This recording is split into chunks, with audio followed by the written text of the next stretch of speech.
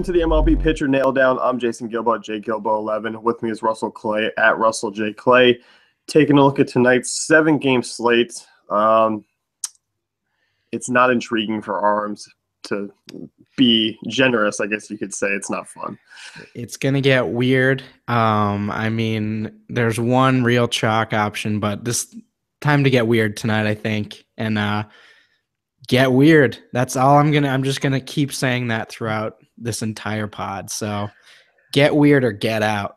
We were talking before the show. It's like, where the hell do we go at SP2 tonight on DraftKings? I mean, you're forced to pick a second guy. I mean, we'll get to some options, but I mean, you and I are kind of, if you play cash and GPP each night, if you're strictly a DraftKings guy, maybe you want to, kind of take it easy. But if you're looking at FanDuel, Fernandez is just that clear-cut number one option on cash games. That's where I'm leaning to just play strictly my cash games tonight. Yeah, I thought that was some good advice when you said to me that play Fernandez in cash on FanDuel and then make your contrarian weird lineups on DraftKings. So that's definitely the way to go for me if you're playing the night slate. Obviously, the all-day slate, it's a little different perspective. But, yeah, looking at this 7-gamer, Fernandez is the way to go.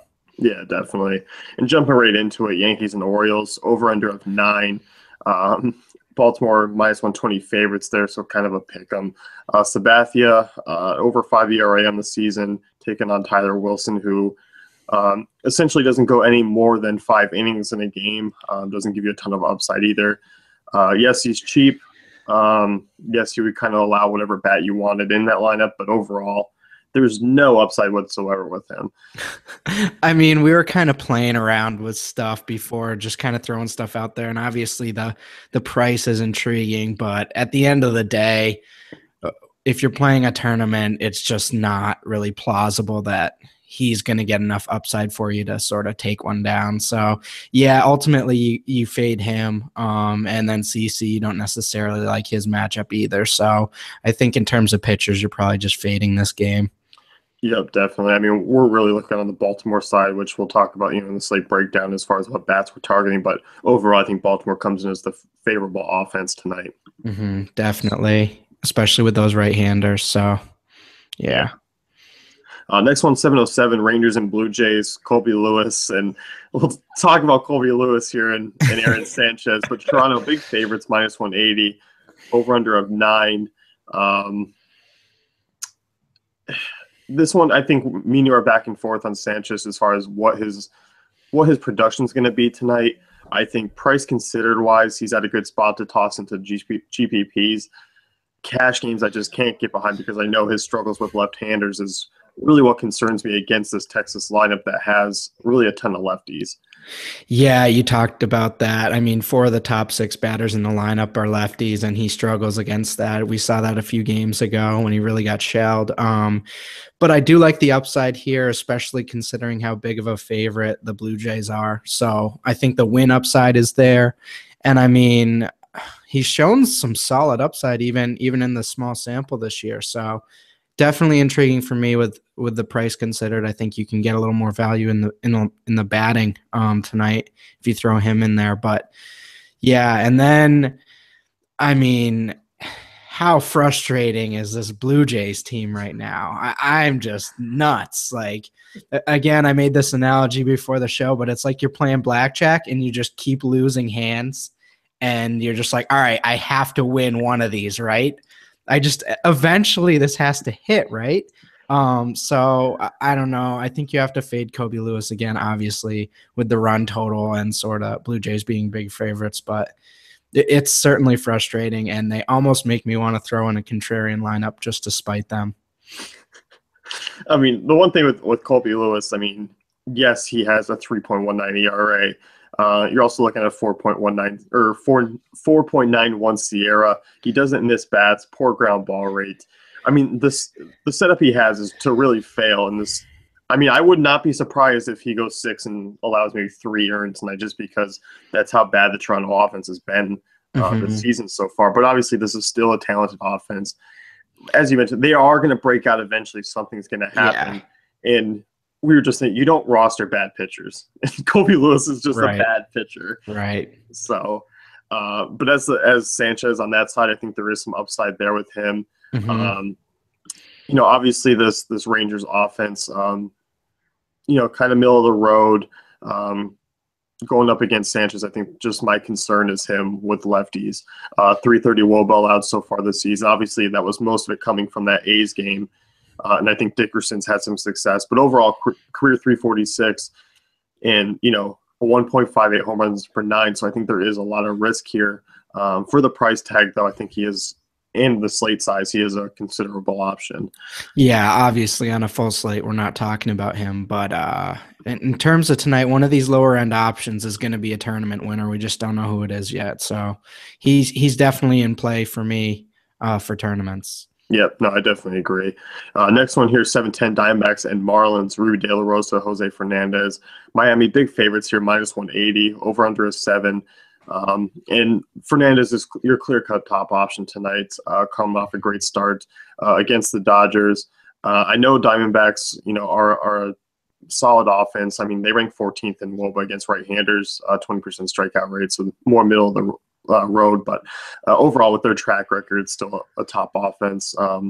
Fernandez at home, I mean, a big favorite. His strikeout rate, he's extremely tough on right-handed bats, which Diamondbacks are heavily loaded. So I think that's why you plug him in and you move on. I mean, he's the easy option tonight.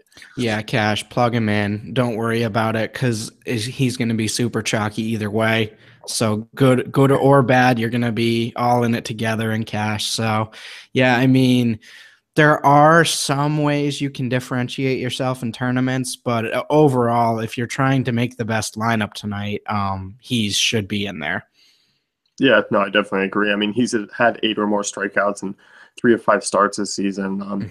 Hasn't gone particularly deep into games. He hasn't gone any more than over 6, but still, with his strikeout upside, the chances of him getting a win tonight, it looks pretty good. Right. So, on the other side, Ruby De La Rosa coming off 2 very solid starts. It puts him on the map in GPPs. Obviously, that strikeout upside. I mean, he's got 16 in the last 2, coming off 2 wins. I mean, this is a team, there are a couple left-handers that could give him fits. He's kind of like Sanchez to the extreme because he does allow a heavy woba to lefties. But, I mean, outside of Yelich and Dietrich, who I'm looking at tonight, it is a little bit more right-handed, and then you just stay away from Stanton. You might have a decent outing. I think he's in a decent spot for tournaments, but definitely not a cash game option. Yeah, and I think the his long-term splits aren't as pretty as what he's put up the last few games, but so he's a very volatile piece, but definitely in play for GPPs. Yeah. Just, I mean, once again, short slate, you're not really looking at him, or a big slate, you're not really looking at him. Right. Next game here, you got Dodgers and Rays. Tampa, decent favorites, minus 154. Drew Smiley's been electric this season. Over under 7.5. Alex Wood, you got 2 lefties. Wood, far less the superior lefty in this matchup. Yeah, I think you and I are both on some Rays bats tonight, but Smiley, on the other hand, I mean, he's been stellar. I mean, really to start the year, and that strikeout rate's been absolutely phenomenal. Yeah, and we saw the Dodgers kind of go off last night, so maybe they're in for some regression tonight. But decent matchup for him. I like him. I think you can throw a Fernandez Smiley lineup in cash on DraftKings and feel pretty good. Yeah, there's a lot of value out there, and just with the strikeouts, I mean, a 32% rate this year, 13.4% swing strike rate. He doesn't walk a ton of guys, which is nice. So overall, I think in Tropicana, obviously, you mentioned Dodgers went off last night. I'm expecting them to come back down. Smiley's been much better than Moore this season. So, I think with that strikeout rate being up to what it is, it's, maybe he does give up 2 to 3 runs, but he can kind of back it up. Right. So, and as we mentioned, Wood, not really an option at all tonight. If anything, you're looking to stack against him. So, yeah. Not touching him. Definitely. Next one here, Red Sox and White Sox, Clay Buchholz versus Carlos Rodon. This is another one, 8.5 over under. Buchholz, it's a guy who I want to get behind at times, but obviously I just can't do it. This is different from last year because last year he was just kind of unlucky. This year he's just bad. So I'm looking at both sides of this game. I think this is my next favorite game as far as Yankees Orioles as far as offense to target. I think for GPPs, he's in play for me. Not your first or second or third option, but I think if you're making multiple lineups, you could conceivably make one with him in it. But obviously, it's not pretty so far this year. So certainly not a cash game play, and No, certainly not your first three GPP lineups either. Yeah, definitely. I mean, the White Sox offense is middle of the road.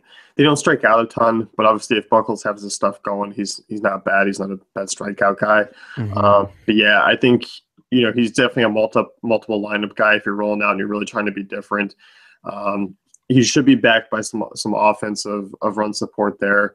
They are small favorites, so a win could be likely. But on both sides, I think it's just extremely risky. Yeah, agreed. And Rodon, I mean, yes, Quintana really shut down the Sox team. You look at the matchup, the Sox are, bottom 3 against lefties so far this season. But overall, I think Rodon, he's allowed a bit of an over a 340 WOBA to right-handers this year. I think the Sox are kind of a little bit more right-handed now than they were before. So I think I'm staying away. Yeah, no, I like the Red Sox lineup tonight, so I'm staying away from Rodon. Yeah. Next game here, you got Twins and Astros, over-under of 8. Houston, sizable favorites here, minus 148. Phil Hughes, Mike Fiers, and you and I were kind of debating on Fiers being that borderline cash SP2 just becomes at a bit of a price tag. He's been, decent this year, not great, but he hasn't had any real blow-ups. Obviously, you don't like the park factors, but this Twins offense, which is coming around, still a high strikeout rate team. Yeah, I mean, just the way the slate shook out, this is kind of what we're looking at here. So if that gives you any relative idea of how the slate looks, he's a decent option, borderline cash. I mean, I think you can definitely talk yourself into it and make an argument for it. But ultimately, I feel more comfortable with the Smiley Fernandez on DraftKings, and then obviously Fernandez on FanDuel. But yeah, I think you can make lineups with him, and I'd feel relatively comfortable with it. Yeah, no, I agree. I mean, you still feel a little queasy putting him in there. I mean, that's the thing. Yeah. He does offer a little bit of a discount, so maybe you can get some help from the bats to maybe make up if he does have a somewhat average start. But overall, I mean, I think a win is looking pretty good for him. And you kind of can say the same thing as Phil Hughes. I think he's a little bit lesser than Fiers, but obviously against this Houston team that hasn't been great against right-handed pitching this season, overall, I think this is another team with their strikeout rate. Phil Hughes is a GPP play. Definitely. So, I mean, that Astros strikeout rate, 27% so far to start the season, and they look completely lost at the plate. And that back end of the order is bad. Yeah, definitely.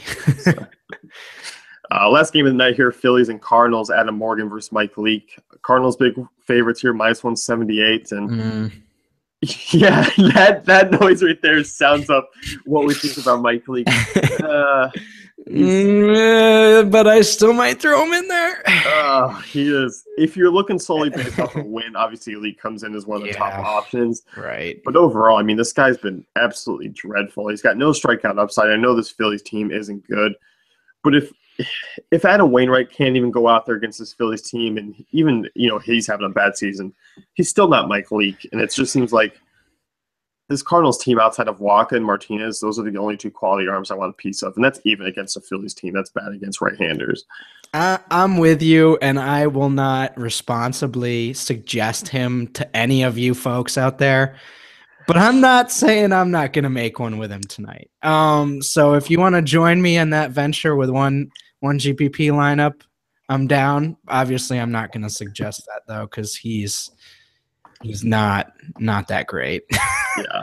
I mean, a 5.4 swinging strike percentage is awful. And as we mentioned, no strikeout for 14% K rate. So right, he's been dreadful this season. I just think not really in play.